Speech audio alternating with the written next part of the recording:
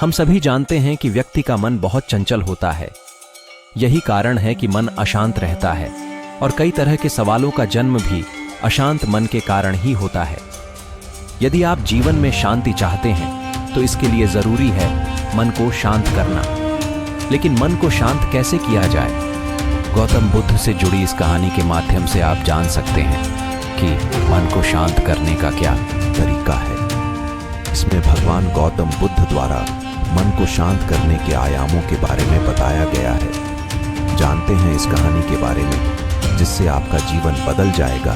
एक बार एक लड़का गौतम बुद्ध के पास जाकर कहता है, मेरे जीवन में बहुत अशांति है, कृपा करके आप मेरा मार्गदर्शन कीजिए जिससे कि मैं इस अशांति से छुटकारा पा सकूं।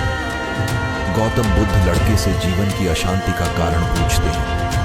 लड़का उत्तर देता है, अत्यधिक विचारों के कारण मेरे भीतर बहुत सारे विचार आते हैं जिससे मेरा मन अशांत रहता है। बुद्ध मुस्कुराते हुए कहते हैं, ऊपर आकाश की ओर देखो और बताओ कि तुम्हें सूर्य दिख रहा है। लड़का ऊपर देखता है और कहता है, धूप दिख रहा है।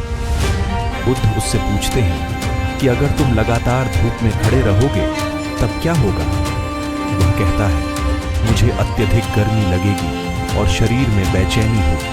बुद्ध लड़के से कहते हैं कि अगर धूप में खड़े रहने से तुम्हें गर्मी लगती है तो इसमें दोष किसका है, सूर्य के ताप का या तुम्हारा?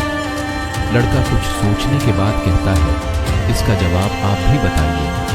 बुद्ध कहते हैं, सूर्य का काम है ताप देना और ताप का काम है गर्मी लगना। ऐसे में तो दोष तुम्हारा ही है कि तुम धूप में जाकर खड़े हुए जिससे कि तुम्हें गर्मी लगी।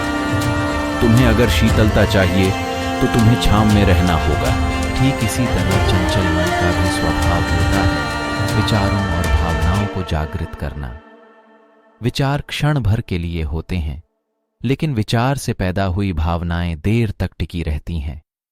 लेकिन यह तुम्हें निर्णय लेना है कि तुम्हें विचार और भावनाओं के साथ चलना है या अलग दिशा बनानी है।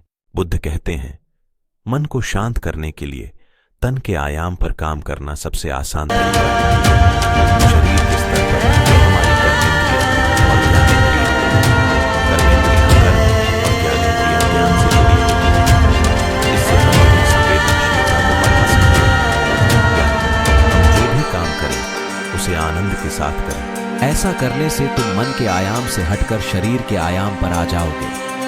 ठीक उसी तरह जैसे तुम धूप से हटकर छांव में आ सकते थे। मन के आयाम से हटने पर तुम्हारी जागरूकता तन पर आ जाएगी। जब तुम तन के आयाम पर काम करोगे तब तुम्हारा चित्त शांत होगा। इसलिए हर काम को तन के आयाम पर करने से मन स्वतः शांत हो जाता है। विषय को कैसे सुनते हैं? किसी शांत स्थान पर जहाँ शांति